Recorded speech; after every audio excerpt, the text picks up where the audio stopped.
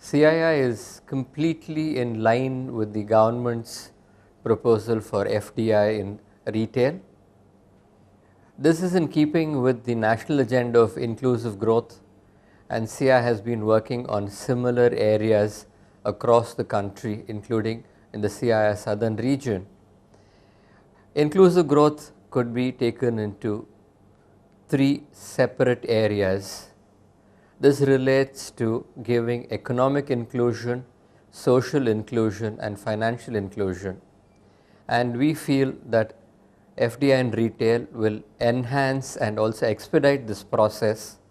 Farmers who have really not been a part of this economic growth story would have a much better deal. For example, they realize only about 30% of the final sale price to the consumer as their remuneration.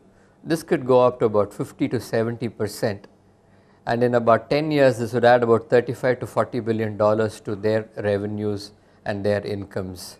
Similarly, the youth of the country, many of them who are class 12 and lower, there would be a chance for them to get into an organized sector where there is a better quality of life, where there is security, better working conditions, and organized retail would provide at least 10 million jobs both in the front end and in the back end. Finally, for the consumer, you are looking at much better products, you are looking at products which are of good quality, and we must remember a study by a government agency revealed about 7% of the products today in the market are adulterated. It's possibly even much more than that in many areas. So a consumer is going to get a better product, he is going to get a quality product, he is going to get more choices, and a consumer is going to get a saving of 5 to 10%. This could translate to about $25 billion around 2020. So FDI in retail will help in the overall growth of the economy, and it will also help us in our aim for inclusive growth. FDI in retail is going to give a big benefit and boost to the SME sector in the Indian economy. There is a stipulation that 30% of the produce and sales of goods in the retail outlets in the organized sector should be procured from the MSMEs. This is going to help the MSMEs boost their production, improve their quality, have better access to market, and also in upgrading technology and in reaching out to a much larger audience.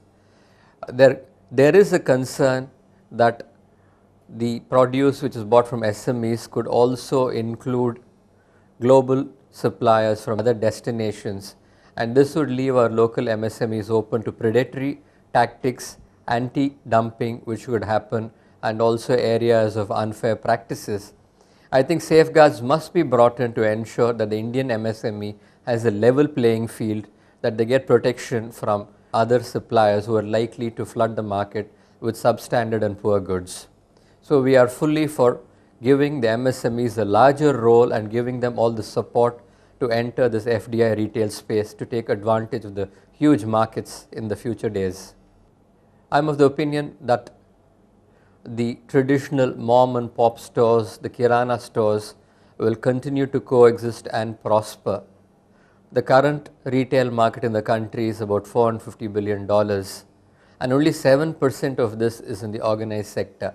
The rest is with small dealers, which is more than 90% of $450 billion.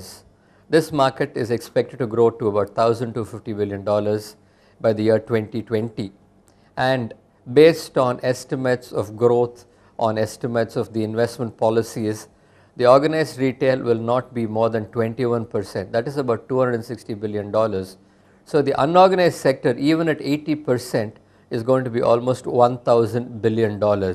So the small mom and pop stores, the local provision stores will only succeed and only grow their businesses. We should also note that the FDI in retail envisages opening big stores only in towns of more than 1 million people, and hardly 53 cities in the country are covered. So I do not think there is any particular danger for the small traders and for all the 4 crore people who are working in that sector. Information and assistance, please contact the Membership Help Desk at 011 435 46244.